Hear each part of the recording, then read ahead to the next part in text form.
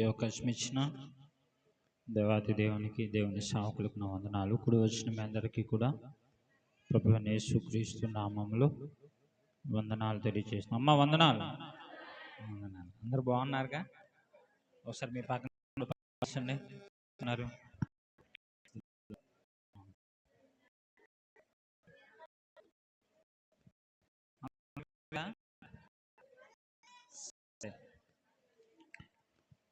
వాక్య భాగంలోనికి వెళ్దాం. చాలామందికి వినాలి జాగ్రత్తగా, కొద్దిగా చెప్పి. చాలామందికి గొడవలాడేటప్పుడు చాలా ధైర్యంగా మాట్లాడతారు. ఉంటారా ఉండరా అలాంటి వాళ్ళు? మాట్లాడేవారన్నా గొడవడేటప్పుడు ఎందుకని వాళ్ళకి తెలుసు, వాళ్ళకి తెలుసు, అరే భయపడతా గొడవాడితే తప్పు నీదే అంటారా, మాట్లాడేది ఏదో గట్టిగా మాట్లాడాలి అంటారు. అవునా కదా?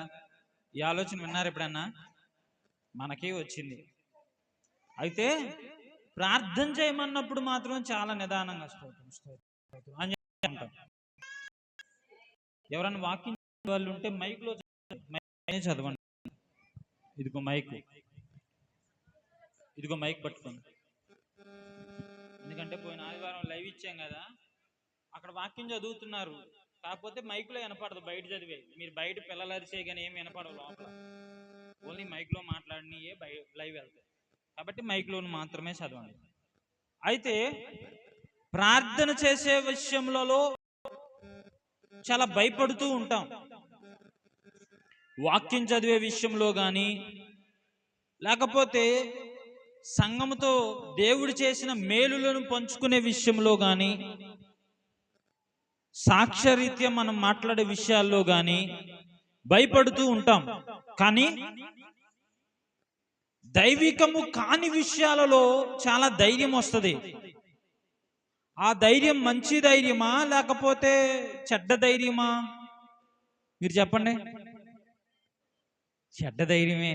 ఎందుకంటే గొడవలాడితే ఏమొస్తాం? మాట పెరిగితే కలహాలు పెరుగుతాయి. కలహాలు పెరిగిపోయిన తర్వాత కొట్లాట్లకు వెళ్తాం. కొట్లాట్లకు వెళ్ళిన తర్వాత పోలీసులు కేసులను, లేకపోతే కోర్టులను, చాలా ఇబ్బందులు పడతాం. కానీ భక్తి పుట్టించే ధైర్యము మనలను నిత్య రాజ్యానికి నడిపించేది. హల్లెలూయా. ఎవరు పుట్టించే ధైర్యం? అలాంటి భక్తి జీవితాన్ని మనము కలిగి ఉన్నామా లేదా? మన భక్తి మనకు ధైర్యం పుట్టిస్తుందా? ఏ విషయాల్లో ధైర్యం కావాలి?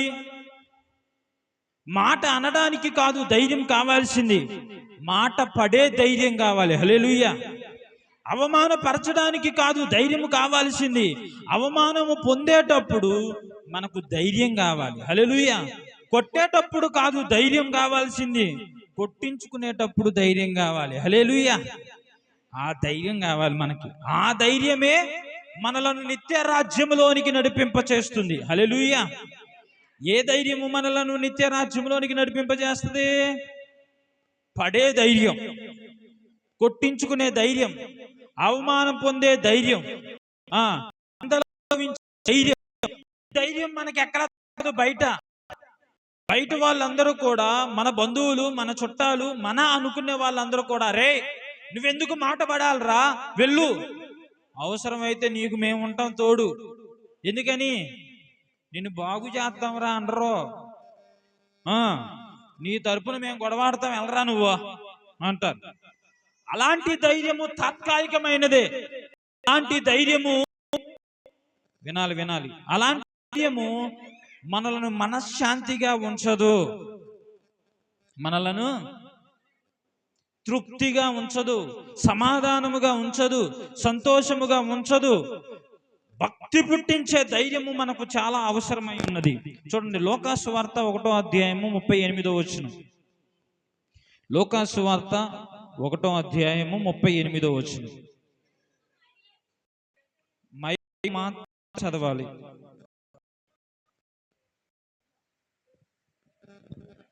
అందుకు మరియా ఇదిగో ప్రభువు దాసులను నీ చొప్పున మాట చొప్పున నాకు కలుగును కాను.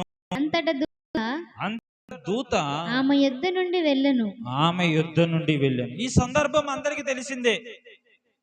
ఒకసారి నా వైపు చూడండి అందరూ. హల్లెలూయా, హల్లెలూయా. ఇప్పుడు చదవబడిన లేఖనాల్లో మరియ గురించి, మరియతో ఎవరింకా పిల్లలు మాట్లాడేది?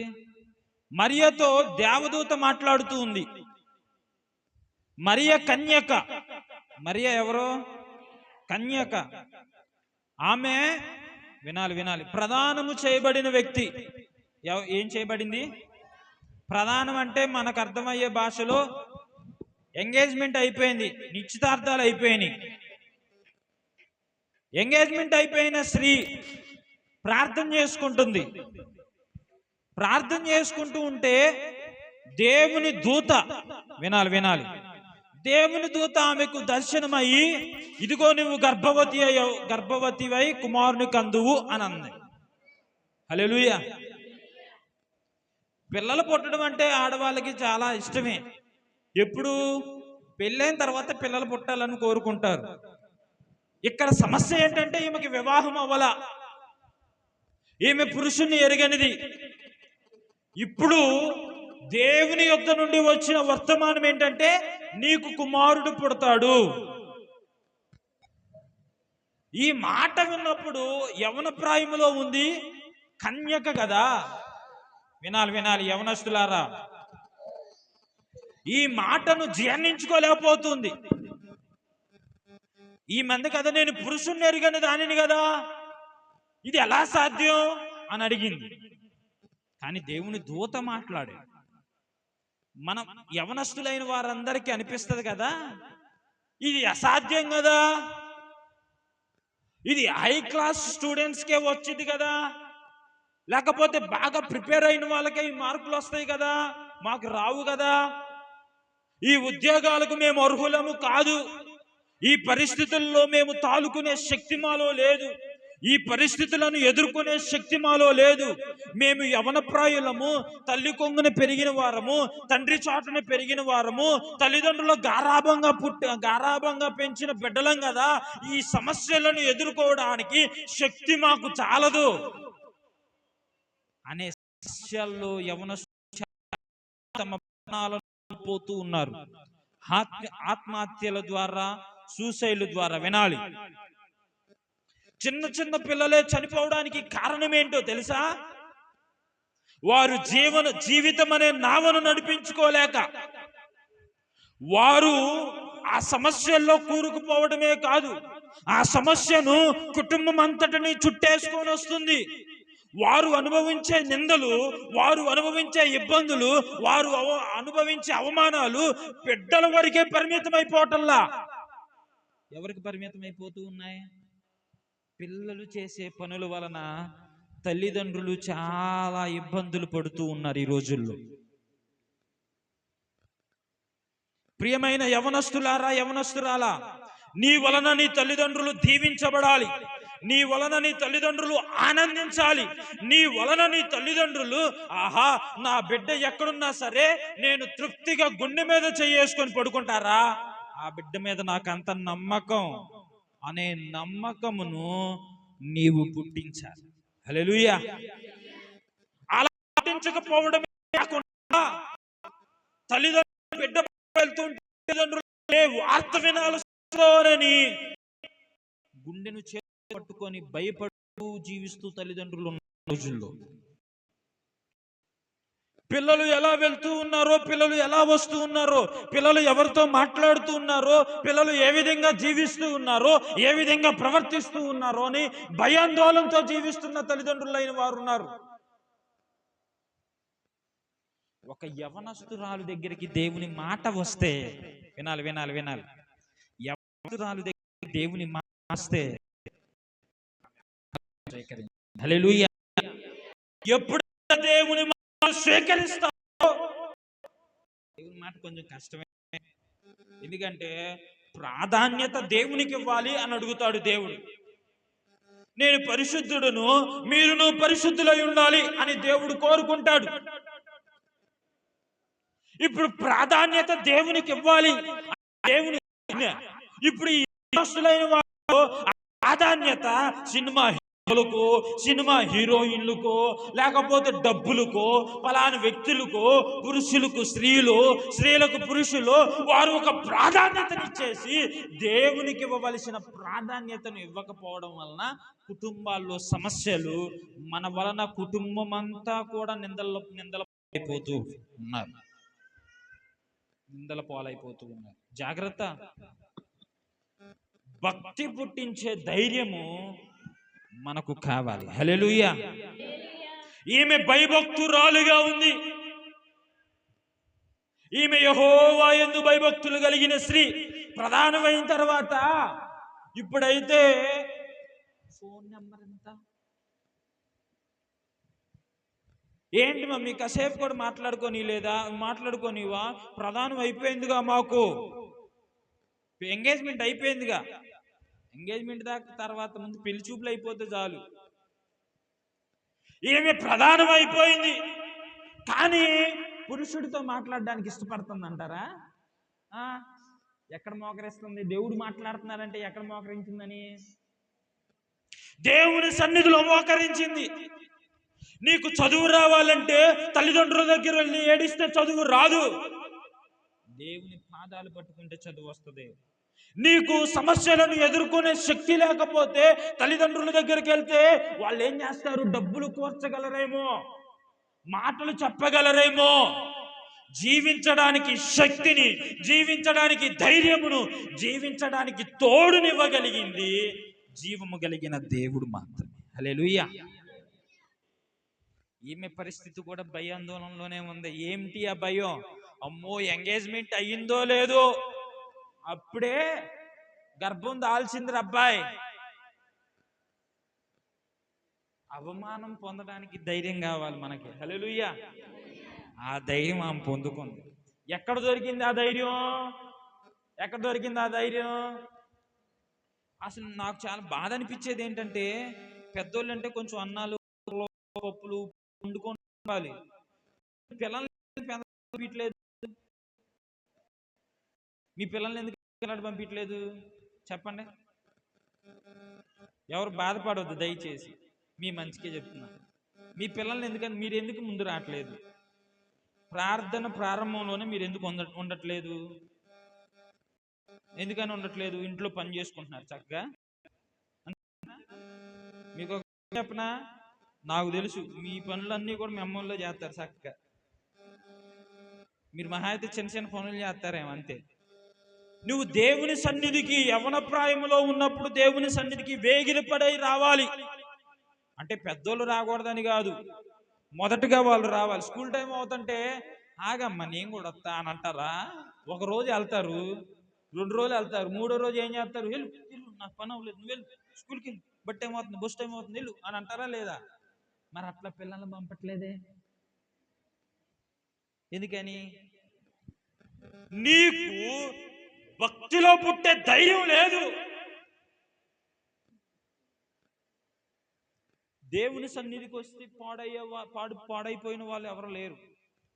ఆయన బాగు చేసే దేవుడు మాత్రమే, సరి చేసే దేవుడు మాత్రమే. ఎవరు పాడవుతారంటే కఠినపరుచుకున్న వాళ్ళు పాడైపోతారు, వినని వారు పాడైపోతారు, లోబడని వారు పాడైపోతారు, దేవునికి విధేయత చూపించకపోతే పాడైపోతారు. దేవుని వాక్యానికి లోబడిన ప్రతి బిడ్డ బాగుపడతాడు. హల్లెలూయా. ఈమెకి ఏ ధైర్యం కావాల్సి వచ్చింది ఇప్పుడు? మరియకే చెప్పండి. అవమానాలు పొందే ధైర్యం కావాలి. హల్లెలూయా. నా మీద మీకు చెడ్డ మాటలల్లో పలుకున్నప్పుడు మీరు సంతోషించి ఆనందించాలి. ఆ ధైర్యం కావాలి. దేవుని గూర్చి మనలను చెడ్డ మాటలు పలుకుతూ ఉన్నారా? అరే హల్లెలూయా గాడు రీడు, అరే ఈడు స్తోత్రం గాడరా, అరే ఈడు ప్రార్థన గాడరా అంటున్నారా? సిగ్గుపడొద్దు. గుర్తించారు మనం ప్రార్థన వాళ్ళమని. హల్లెలూయా. గుర్తించారు మనం స్తోత్రం వాళ్ళమని, గుర్తించారు మనము దేవుని బిడ్డలమని. ఆ ధైర్యం మనలో కావాలి. అమ్మ వందనాలు, నన్ను నువ్వన్నా గుర్తించు, నువ్వు నమ్ముకో అన్నా చెప్పొచ్చు సువార్త. హల్లెలూయా. యవన యవన ప్రాయములో దేవుని కాడిమోయుట మేలు.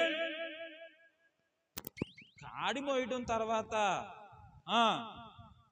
కాడిమోయటం తర్వాత విషయానికి వస్తే సరిగా ప్రార్థనకు రాకపోతే ఎట్లా చెప్పండి? ప్రార్థనకు రాకపోతే ప్రార్థనకు పంపించాలి పిల్లలను. హల్లెలూయా. ప్రార్థనకు మీరే వినాలి. స్కూల్కి వెళ్ళకపోతే ఒక రోజు వెళ్ళకపోతే బాగాలేదంటారు, 2 రోజులు వెళ్ళకపోతే బాగాలేదంటారు, వారం రోజులు వెళ్ళకపోతే బాగాలేదంటారు, వచ్చే వారం బాగానే ఉన్నాయి, పిల్లోడు బాగానే ఆడుతున్నాడు, పిల్ల బాగానే ఉంది, స్కూల్కి వెళ్ళకపోతే ఇప్పుడు ఏం చేస్తారు మీరు? మా అమ్మ కదమ్మా ఎల్లమ్మా అని అంటారా? వారం అయింది అప్పటికే. మీ టీచర్లు ఫోన్ చేస్తున్నారు, అమ్మా మీ అమ్మాయి ఈరోజు కూడా బడికి రాలా. మా చిన్నప్పుడు ఫోన్లు గీళ్ళే ఉండే కాదు, ఎగ్గొట్టేమంటే ఎగ్గొట్టినట్టే. ఇప్పుడు మంచిగా మిమ్మల్ని బాగు చేసే వాళ్ళు వచ్చారు. ఏంటి, ఒక్క పూట రాకపోయినా ఫోన్ వచ్చేస్తుంది ఇంటికి. సార్ ఈరోజు మీ అబ్బాయి రాలేదు, వస్తున్నాయా రావట్లేదా ఫోన్లు? చాలా మందికి వస్తున్నాయి. ఇప్పుడు అయ్యగారు ఫోన్ చేయాలి. ఇప్పుడు మీకు, అమ్మ మీ పిల్ల రాలేదంటే పంపించేస్తారు. అయితే ఏం చేస్తా చెప్పండి అమ్మా. తాత్కాలికమైన బతుకోది. మహా అయితే ఒక 30 సంవత్సరాలు 40 సంవత్సరాలు ఉద్యోగాలు చేసుకుంటారు అంతే. జీవితాంతము బ్రతికే జీవములోనికి నడిపించే వారము మేము లెక్క అప్పు చెప్పవలసిన వారమై ఉన్నాం. మేము బాధ్యత తీసుకోవలసిన వారమై ఉన్నాం. ఎందుకని? ఒక 7,000 రూపాయలు, 10,000 రూపాయలు, 15,000, 50,000 రూపాయలు ఉద్యోగం తీసుకుంటున్నా వాళ్ళే ఎంత కేర్ తీసుకుంటే ఇంకా మేమెంత కేర్ తీసుకోవాలి? తీసుకోవడం కరెక్టా రాంగా చెప్పండి?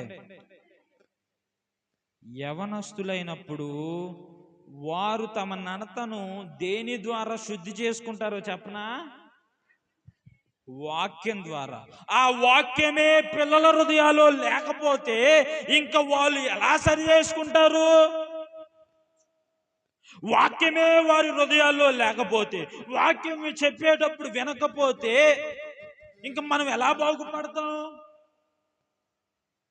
కాబట్టి ఆ వాక్కు తన యుద్ధకు వచ్చిన వెంటనే ఆ మరియ ఏం చేసిందో చెప్పనా? సిద్ధపరుచుకుంది. తన్నత ఏం చేసుకుంది? అవమానపరచబడ్డానికి సిద్ధపరుచుకుంది, నిందింపబడడానికి సిద్ధపరచుకుంది. ఇంకా దేవుని మాటను నెరవేర్చడానికి తనను తాను సిద్ధపరుచుకుంది. దేవుని మాటను నెరవేర్చడానికి నిన్ను నువ్వు సిద్ధపరచుకుంటున్నావా? మన ఇష్టం నెరవేర్చుకోవడానికి సిద్ధపరచుకుంటున్నామా? ఒకంత మనం పరీక్షించుకోవాలి. చూడండి, 2 కొరింథీయులకు రాసిన పత్రిక 12వ అధ్యాయము 10వ వచనం. 2 కొరింథీయులకు రాసిన పత్రిక 12వ అధ్యాయము 10వ వచనం. నేనెప్పుడు బలహీనుడనో, ఒక్క నిమిషం చదవండి గారు. నేనెప్పుడు బలహీనుడను అప్పుడే బలవంతుడను గనుక క్రీస్తు నిమిత్తము నాకు కలిగిన బలహీనతలోను నిందలలోను ఇబ్బందులలోను హింసలలోను ఉపద్రవములలో నేను సంతోషించుచున్నాను. హల్లెలూయా. ఇప్పుడు ధైర్యం కావాల్సింది ఎక్కడ? బలహీనతలో ధైర్యం కావాలి. హల్లెలూయా. ఎందుకని? నేను ఎప్పుడు బలహీనుడనో అప్పుడే బలవంతుడను. ఈ మాటను బాగా అర్థం చేసుకోవాలి మనం. అసలు బలహీనుడను అంటున్నాడు, అప్పుడే బలవంతుడను అంటున్నాడు. ఎందుకని ఈ మాట? కడుపు నిండా అన్నం దొరికిన వాడికి ఆకలి విలువ తెలియదు, తెలిసిదా? కడుపు నిండా అన్నం దొరికే వారికి ఆకలి విలువ తెలియదు. వస్త్రాలు, బీరువా నిండా వస్త్రాలు నిండుగా ఉన్నవారికి, వస్త్రాలు ఎక్కువగా ఉన్న వస్త్రాల విలువ తెలియవు. ఎట్లా పడితే అట్లా పాడు చేస్తూ ఉంటారు. అందుకనే ఎక్కువగా బట్టలు కూడా కొనొద్దు. పిల్లలకే ఎక్కువగా లేకపోతే పిచ్చి తిండి ఉంటది. ఆరోగ్యాన్ని పాడు చేసి ఆరోగ్యాన్ని పాడు చేసేది ఏంటిది? బయటకు వచ్చే ఫ్రెంచ్ రైస్, రాయ్ రైస్, సీ రైస్ అని వచ్చేస్తున్నాయి అన్ని. ఫ్రైడ్ రైస్, నూడిల్స్, మ్యాగీ, డాగీ వచ్చేస్తున్నాయి ఇవన్నీ. ఆరోగ్యాన్ని పాడు చేసే ఆహారం ఏది కూడా పిల్లలకి వ్యర్థంగా ఖర్చు పెట్టొద్దు. ఎందుకని వాటి విలువ పిల్లలకి తెలియదు కాబట్టి. నేను అనేది వాళ్ళని కష్టపెట్టొద్దు అనట్లా, కష్టపెట్టండి అనట్లా, విలువ తెలిసేలాగా చెయ్యండి.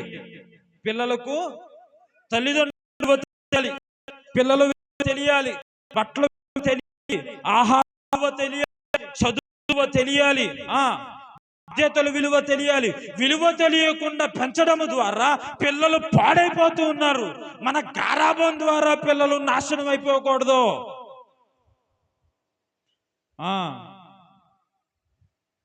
పిల్లలను ప్రేమించే తండ్రి ఏం చేస్తాడంట? గాయాలు చేస్తాడు. నేను ఒక్కసారి కూడా కొట్టలేదు తెలుసా అన్న వాళ్ళు నాకు చెప్పండి, మొహమాటం లేకుండా చెబుతా, మీ పిల్లలను నువ్వు పాడు చేస్తున్నావు తెలుసా అంట. అంతే, నిజమే అది. ప్రేమతో మార్చాలి, ప్రేమతో మార్చాలి అంటారు కదా. ఎప్పుడు? ఒక వయసు వచ్చిన తర్వాత ప్రేమతో మార్చాలి. పిల్లలుగా ఉన్నప్పుడు ఖండించాలి, గద్దించాలి, గాయపరచాలి, చావాలని కొట్టకూడదు. అందుకనే ఎప్పుడైతే బలహీనున్నో అప్పుడే బలవంతుడను నేను. ఎందుకని?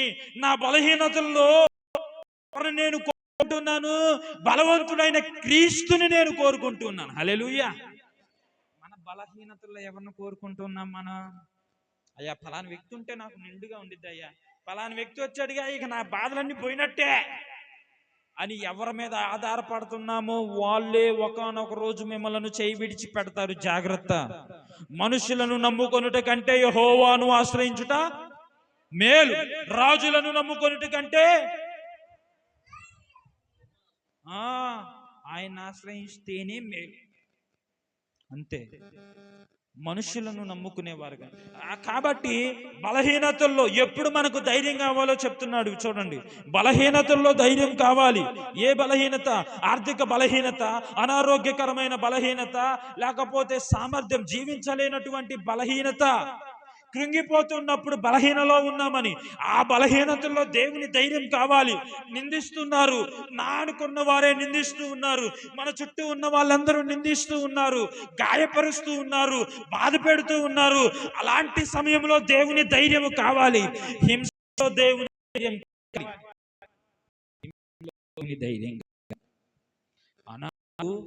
ఎంతైతే ఆరంభ సంఘములలో ఎంతైతే హింసించబడుతూ ఉన్నారో, వినండి, అంత ప్రబలేను అని ఉంటది. హల్లెలూయా. ఇప్పుడు మనం ప్రబలకపోవడానికి కారణం ఏంటి? ఇప్పుడు ఆ వాక్యాన్ని బట్టి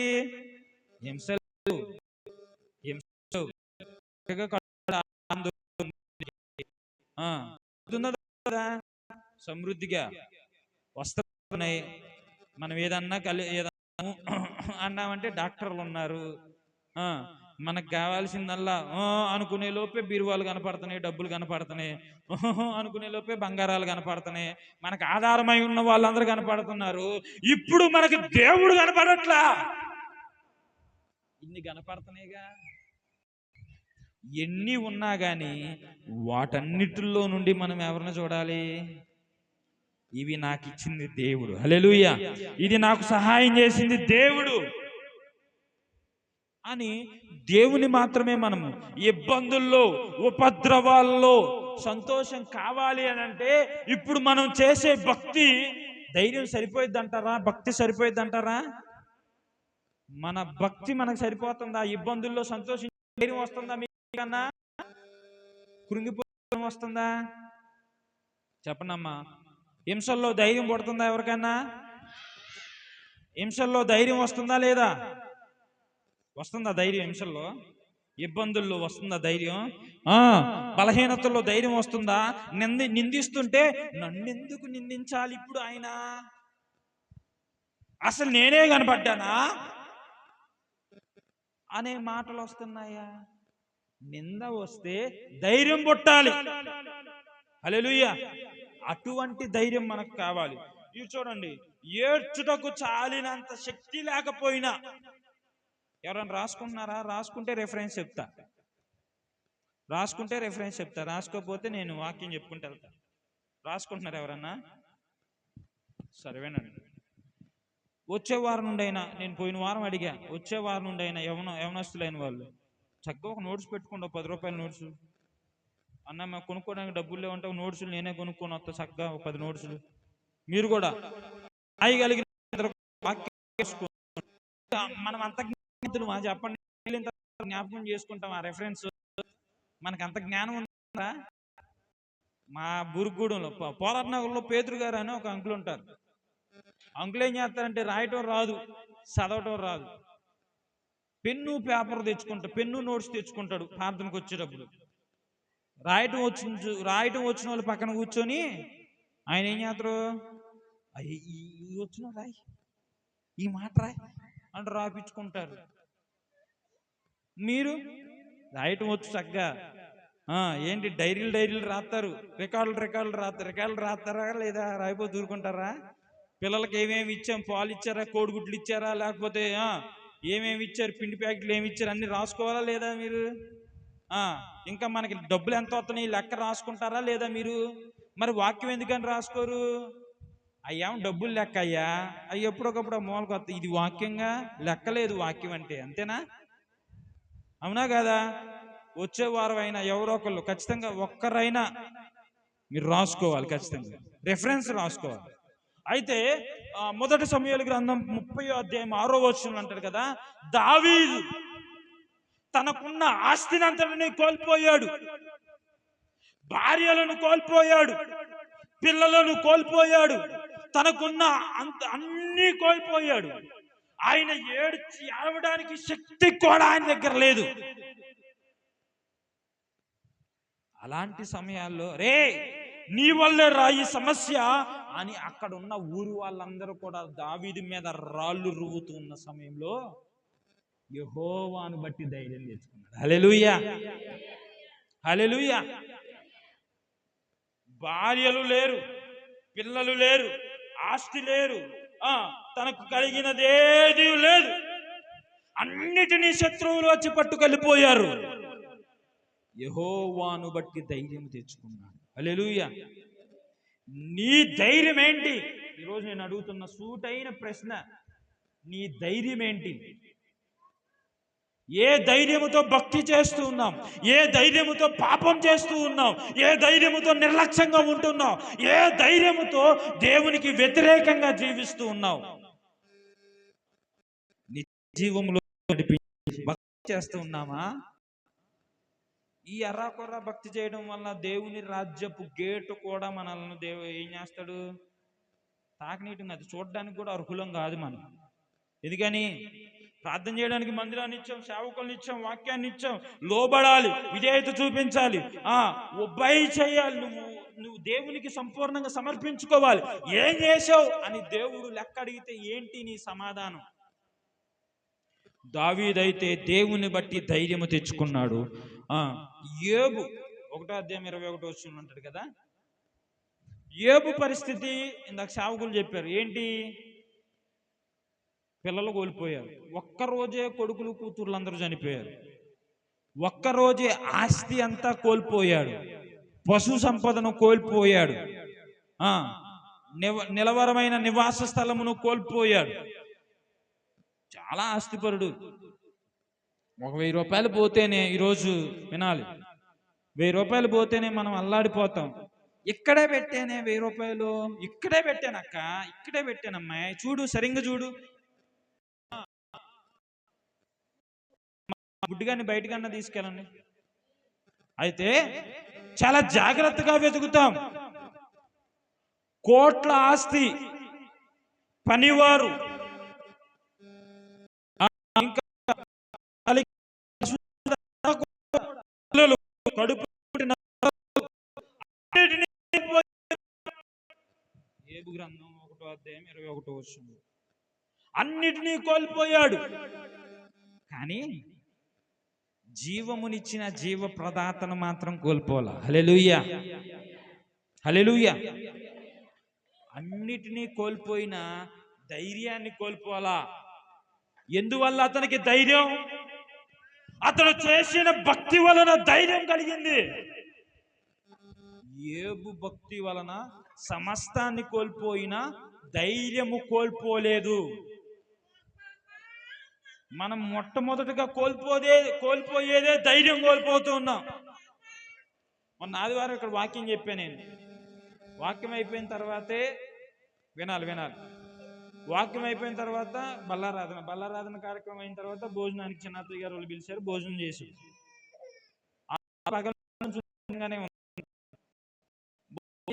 నాకు ఏదో వస్తుంది కానీ అప్పటికే 2 అయింది కదా. టైం అయితే ఉండేది. నేను ఆరోగ్యాన్ని కాపాడు ఉదయం టిఫిన్ గంటకే మళ్ళా 8 లోపు భోజనాలు అయిపోయి టైం తింటా. ఆరోగ్యాన్ని కాపాడుకోవాలి, ఎందుకంటే సేవ చేస్తా. అది గంటలే నాకు చికెన్తో కడుపు తినేసా. తిన్నప్పటి నుంచి తిన్న వెంటనే నాకు బయట బాగానే ఉంటున్నాను కానీ ఒళ్ళంతా నీరసం అయిపోతుంది. చికెన్ తింటే ఎక్కువ బలం వస్తుంది కదా, భ్రమ. కొంత శ్రేష్ఠ అయితే చక్కగా నేను చికెన్తో తిన్నా నీరసం అయిపోతుంది. సరే అత్తగారు రండి చిన్న ప్రార్థన చేస్తానని ప్రార్థన చేసిన వెంటనే మళ్ళీ ఇక్కడికి వచ్చాం. ఇక్కడికి నడిపత్తయ్య గారు వాళ్ళ ఇంటికి వచ్చి ఇక్కడికి వచ్చేపు మాట్లాడిన వెంటనే అమ్మాయిని పిలిచి, అమ్మాయి అర్జెంటుగా మనం ఇంటికి వెళ్ళిపోదాం. అదేంటండి కాసేపు కూడా నాన్న వాళ్ళతో మాట్లాడలేదు, కొంచెంసేపు ఉందాం అంటే, లేదురా నాకు కొంచెం ఆరోగ్యం సహకరించట్లేదు, అర్జెంటుగా వెళ్ళిపోదాం ఇంటికి అన్న వెంటనే ఆ అమ్మాయి కూడా కొంచెం ఇంటికి వచ్చి మామగారు వాళ్ళు ప్రార్థన చేసిన తర్వాత జ్వరం ఉంది. అప్పుడు నాకు జ్వరం ఉన్నప్పుడు గబగబా ఇంటికి వెళ్ళి రెస్ట్ తీసుకున్నా. నాకు ఏదైనా వస్తే వెంటనే నేను చిన్న ప్రార్థన చేసుకొని పడుకొని లేచేసరికి తగ్గిపోయింది. అయితే ప్రార్థన చేసుకొని పడుకున్న తగ్గలా. నైట్ అంతా కూడా ఉంది. మావయ్య గారు వాళ్ళు వచ్చారు, అమ్మగారు మావయ్య గారు వాళ్ళు వచ్చారు, ఇంజక్షన్లు చేస్తున్నారు, హై డోస్ ఇస్తున్నారు, టాబ్లెట్స్ వేసుకుంటున్నాము, అయినా తగ్గట్లా, ఫీవర్ తగ్గట్లా. 2-3 దుప్పట్లు కప్పింది అమ్మాయి, గట్టిగా పట్టుకుంది, అయినా చలి వణుకు ఆగట్లా. ఇప్పుడు నాకు ధైర్యం ఉండిద్ది అంటారా, ధైర్యం నేర్చిల్లిపోతానంటారా? మీరు చెప్పండి. నా పరిస్థితి ఏంటి? వణుకు వస్తుంది. 2-3 దుప్పట్లు కప్పారు, మామూలు దుప్పట్లు కాదు, పెద్ద పెద్ద రగ్గులు ఉంటాయి కదా, అవి కప్పినా చాలా ఆగట్లా. నాకు ఆ టైంలో కూడా నాకు వస్తున్న ఆలోచన ఏంటి? ప్రభువా, మీ పరిచర్య కొరకు సువార్త ప్రకటించడానికి కానీ లేకపోతే గృహ దర్శనాలకు కానీ నేను ఇక్కడికి వచ్చిన మొట్టమొదటి వారమే కాలు బెనికింది, మళ్ళీ 2వ వారం ఇప్పుడు జ్వరం. ఏంటైనా మీ పరిచర్యకు ఆటంకంగా ఉంటున్నాయి ఈ పరిస్థితులన్నీ కూడా అని ఇది ఆలోచన నాకు. ఇప్పుడు ఇలా సరికి ధైర్యం కోల్పోయా. దేవుడు మాట్లాడి, ఏ పరిస్థితులు వచ్చినా ధైర్యం కోల్పోకూడదు. నన్ను ధైర్యపరిచిన దేవుడు మిమ్మల్ని ధైర్యపరచాలని నేను ఈ టాపిక్ తీసుకున్నాను. నైట్ అంతా జ్వరంతోనే ఉన్నా. ఉదయాన్నే కొంచెం నాకు బాగుందంటే కొంచెం నీరసంగానే ఉంది, పర్వాలేదు. నాకు పర్వాలేదు అని అనిపించిన తర్వాత హాస్పిటల్కి వెళ్ళి అంతా టెస్టులన్నీ అయిపోయినాయి, టెస్టులన్నీ బాగానే ఉన్నాయి అంటున్నారు. అన్ని టెస్టులు బాగానే ఉన్నాయి. మళ్ళీ ఇంటికి వచ్చేద్దాంలే అని అనుకునే లోపు ఆయన అన్నారు కదా, టెంపరేచర్ ఒకసారి చెక్ చేయించండి బాబుగా అన్నారు. చూస్తే 104.4 ఉంది, దగ్గర 105 ఉంది.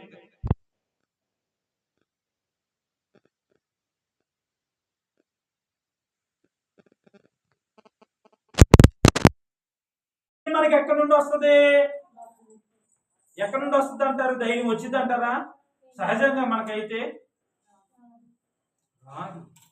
కానీ సావుకులు నిత్యం ప్రార్థన చేస్తూనే ఉన్నారు, అమ్మగారు అక్కడే ఉన్నారు, వాళ్ళు పరిచర్యలు చేస్తున్నారు, నేను ఉంటున్నాను, నేను తింటూ ఉన్నాను, హాస్పిటల్లోనే ఉండాలన్నారు.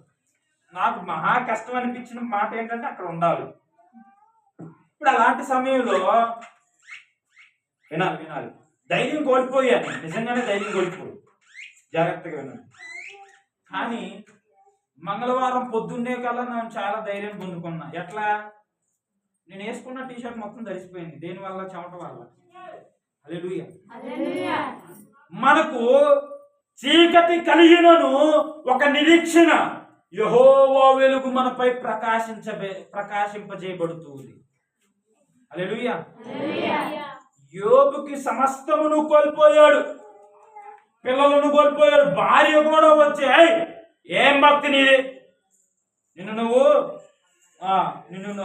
నమ్మిన దేవుని దూషించి నువ్వు కూడా చచ్చిపో, ఎందుకింక నీ భక్తి, నీవు ఎందుకింక ప్రార్థనలు అంటున్నావు, పెంకుతో గోక్కుంటున్నా కూడా భక్తి కావాల్సి వచ్చిందా, అడుక్కు తింటున్నావు భక్తి కావాల్సి వచ్చిందా, ఇగో శిఖరాలపై నుండి నేల మీదకి దిగిపోయావు భక్తి కావాల్సి వచ్చిందా, ఏసై కావాల్సి వచ్చాడా నీకేమన్నా?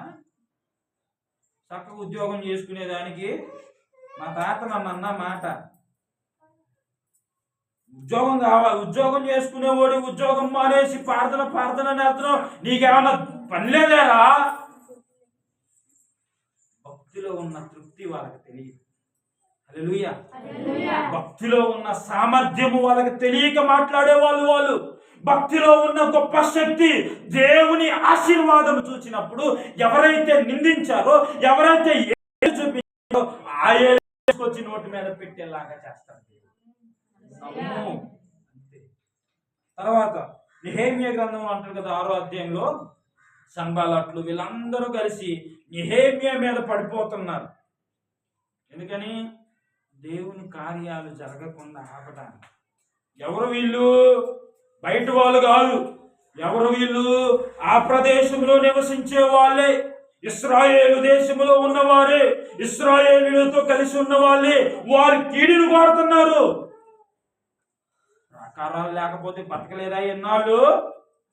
ఇప్పుడు కొత్తగా ప్రాకారాలు కావాల్సి వచ్చిందా అని అనేవాళ్ళు లేకపోలేదు. ప్రాకారం దేనికి చూసినా తెలుసా? ప్రార్థనకు చూసిన. హల్లెలూయా. నీ ప్రాకారము ఎంత బలమైన ఇనుప రోడ్లు వేసుకొని కట్టుకున్నా గాని ప్రార్థన అనే ప్రాకారము లేకపోతే మరణపు దూత తొంగి చూచిద్ది. మరణపు దూత, రోగపు దూత తొంగి చూచిద్ది. ప్రార్థన అనే ధూపం లేకపోతే నిత్యము యెహోవా సన్నిధిలో నీ ప్రార్థన ధూపం ఉండాలి. అది నీ ధైర్యం. మన ప్రార్థనే మన ధైర్యం. ప్రార్థన అన్న వెంటనే నాకు ఒక ఆలోచన వచ్చింది, కొంచెం మిమ్మల్ని సరి చేయడానికి, మీరు బాధపడటానికి కాదు. ఏంటి? ప్రార్థన అనగానే మనకు గుర్తొచ్చేది ఏంటిది చెప్పండి? ప్రభువా, కొడుకయ్యా, నాయన, తండ్రి అయ్యా, భర్త అయ్యా, కాపాడండి అయ్యా, అయ్యగా మనకు ప్రార్థన అంటే. అవునా కదా? వాస్తవం నాకు అదే, అవునా కదా? కానీ కొంచెం సవరించుకున్నాం మనం. ప్రార్థన చేసేటప్పుడు ప్రభువా నీ శక్తి నాకు ఇవ్వవా, ప్రభువా నీ దీనత్వం నాకు ఇవ్వవా, ప్రభువా నీ సహించుకునే తనం నాకు ఇవ్వవా. ఈ ప్రార్థన రాదు. ఏ ప్రార్థన? కాపాడే, రక్షించే. ఏది అసలైన ప్రార్థన? ఏది? ప్రభువు మెచ్చుకునే ప్రార్థన ఏది చెప్పండి? ప్రభువు మెచ్చుకునే ప్రార్థన ఏది? దేవుని స్వరూప్యంలోనికి మారడమే. దేనిలోకి మారాలి? దేవుని స్వరూపంలోనికి మారాలి అంటే ఒక ఆదివారం మొదలైంది, ఒక ప్రార్థన నోటెడ్ చేసుకుంటాం. ఇక మనం అందరం ఏం ప్రార్థన? ప్రభువా పలానా వ్యక్తి అయ్యా, కాపాడయ్యా, రక్షించయ్యా, రోగంలో ఉన్నారయ్యా, బాగు చేయయ్యా. ఇక యాడికి వెళ్ళినా ఇప్పుడు నువ్వు ఎక్కడికి వెళ్తున్నా, పరీక్షకి వెళ్తున్నావు అనుకో, నన్ను ప్రార్థన చేయమను. నేను వచ్చేసి ప్రభు పలానా వ్యక్తికి బాగోలేదు, బాగు చేయండి అంటే ఏం ప్రార్థన అది? నాది పిచ్చి ప్రార్థన, మంచి ప్రార్థన చెప్పండి? తప్పని కాదు నేను అనేది. ప్రార్థన చెయ్యమన్నది. ఇదిగో అమూల్యము సమయోచితముగా పలకబడిన మాట. సమయోచితంగా పలకాలి ఏ మాట అయినా. ఇప్పుడు నాకు రోగం వచ్చింది, నా దగ్గరకు వచ్చి దేవా ఫలానా వ్యక్తి నాయన, ఆ వ్యక్తి ఏం చేయాలా, లేకపోతే నా గురించి చేయాలా? ప్రార్థన వివేచన కలిగించే ప్రార్థన ఆత్మను పొందుకోకపోతే వ్యర్థం. ధైర్యం రాదు. ధైర్యం పుట్టట్లేదంటే కారణం ఏంటో తెలిసినా? ఆదివారం చేయాల్సిన ప్రార్థన ఏమో శుక్రవారం చేస్తున్నాం, శుక్రవారం చేయాల్సిన ప్రార్థన ఏమో ఆదివారం చేస్తున్నాం. కుటుంబ ప్రార్థనలో ప్రార్థన ఆదివారం చేస్తున్నాం, ఆదివారం చేయాల్సిన కుటుంబం చేస్తాం. ధైర్యం వచ్చిందంటారా? యేసు ప్రభు కొండ మీద ప్రసంగంకి వెళ్ళిపోయిన తర్వాత కొండ మీద ప్రసంగం అంతా అయిపోయిన తర్వాత రోగులు బాగు చేసేటప్పుడు, ప్రభువా నీ చిత్తమైతే ఈ గిన్నెను నా యుద్ధ నుండి తొలగించని ప్రార్థన చేశాడా? కృతజ్ఞతాస్తుతులు చెల్లించి ఆహారం పెట్టాడా? కొండ మీద ప్రసంగం అయిన తర్వాత ఏమని ప్రార్థన చేశాడు ఆయన? కృతజ్ఞతాస్తుతులు చెల్లించి ఆహారం పెట్టాడు. ఇప్పుడు గెత్సేమనే తోటలో ప్రార్థన చేసేటప్పుడు ప్రభువా రోగిని బాగు చేయాలని ప్రార్థన చేశాడు. అక్కడ ఈ గిన్నెను నా యుద్ధం, ఎక్కడ ఏ ప్రార్థన చేయాలో తెలియకపోతే మన ప్రార్థన జీవితం అనేది వ్యర్థం. ఒకే ప్రార్థన నోటెడ్ చేసుకోవటం, ఇది ఎక్కడికి వెళ్ళినా అదే ప్రార్థన. అయ్యా కాపీ పేస్ట్ అంటే తెలుసా? కంప్యూటర్ ఫిట్ చేసే వాళ్ళకి అడగండి, ఫోన్లు వాడే వాళ్ళు కూడా అడగండి. కాపీ పేస్ట్ అంటే తీసుకెళ్ళి మళ్ళీ అంతా తీసుకొచ్చేది ఒకటే, అవునా కదా? అట్లా ప్రార్థించేవారు. అట్లా ప్రార్థిస్తే ధైర్యం రాదు. ఆ ధైర్యము కావాలి అంటే భక్తి పుట్టించే ధైర్యం పొందుకోవాలి. తర్వాత అపోస్తుల కార్యం 27-22 అంటారు కదా, పడవంతా కూడా పగిలిపోయే స్థితిలోకి వచ్చేసింది. అలాంటి సమయాల్లో ఒక సేవకుడు వారి మధ్యలో ఉండి ధైర్యంగా ఉండండి, ఏమంటున్నారు? ధైర్యంగా ఉండండి, గమ్యం చేరదాం. మన చుట్టూ కుటుంబం అంతా ఆశలు కోల్పోయినా, మన కుటుంబంలో ఉన్న వారందరూ కూడా మన పైన ఆశలు కోల్పోయినా, భక్తి కలిగిన వాడు ఒక్కడే ధైర్యంగా ఉండండి అని చెప్తారు. హల్లెలూయా, హల్లెలూయా. నేను అంతర్జాలంలో కూడా బాగాలేని వాళ్ళు నా ఫోన్ చేస్తే నేను ప్రార్థన చేశాను. భక్తి కలిగి ఉన్న వారు ఒక్కరికే ఉండే ధైర్యం ఏంటో తెలుసా? లోకమంతా కూడా క్షీణించిపోతున్న, అవమానపరిచిన, ఇబ్బంది పెట్టిన, అసాధ్యం అని నిలిచిన మనలో ఉన్న దేవుడు నీకు సాధ్యమే ఇది అని చెప్పగలడు. హల్లెలూయా. మనలో ఉన్న దేవుడు ఏమని చెప్పగలడు? ఇది సాధ్యమే అని చెప్పగలడు. ప్రార్థన. తర్వాత సింహాల బోన్లోకి వెళ్ళిపోయాడు దానియేలుని, షడ్రక్ మేషక్ అబేద్నెగోలను అగ్నిగుండంలోనికి వెళ్ళిపోయారు. అగ్నిగుండంలోనికి వెళ్ళడానికి ధైర్యం కావాలి. అగ్ని వంటి మహాశ్రమలు మీకు సంభవించినప్పుడు, యాకోబు పత్రిక మర్చిపోయారా? అగ్ని వంటి మహాశ్రమలు, అలాంటి దానియేలును పంపే షడ్రక్ మేషక్ అబేద్నెగోలు అగ్నిగుండంలోనికి వెళ్ళడానికి ధైర్యం ఇచ్చిన దేవుడు సజీవులుగా బయటకు వచ్చారా? రాలేదా? అగ్ని వంటి మహాశ్రమలు శోధించిన మీదట మనం ఎలా మార్చబడతామంట? మొదటి పేతురు రాసిన 1వ అధ్యాయము 6వ వచనం అంట కదా, ఇప్పుడు మీరు సంపూర్ణులు అవ్వడానికి, పరిపూర్ణులు అవ్వడానికి కొద్ది కాలము, ఎంతకాలం అంట? కొద్ది కాలము శ్రమలు చేత మిమ్మలను ఆయన ఏం చేస్తున్నాడంటే రూపుదిద్దుతూ ఉన్నాడు. హల్లెలూయా. ఆయన ఏం చేస్తున్నాడు? రూపుదిద్దుతూ ఉన్నాడు. దానియేలు ఎందుకు అంత ధైర్యం కలిగి సింహాల బోన్లోకి వెళ్ళిపోయాడు? సింహాన్ని దూరం నుండి తినము అని భయపడుతూ ఉంటాం మనం. కానీ దానియేలు ఏ ధైర్యంతో వెళ్ళాడు సింహాల గుహలోకి? ప్రార్థన ధైర్యం, దేవుని ద్వారా ధైర్యం.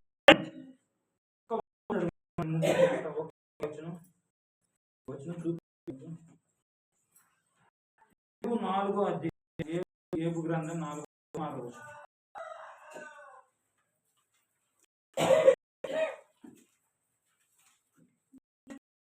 నీ భక్తి చాలు. ఇది ఒక క్వశ్చన్ అమ్మా, నా వైపు చూడండి. ఇప్పుడు నీ బట్టి మిమ్మల్ని పుట్టిస్తుందా?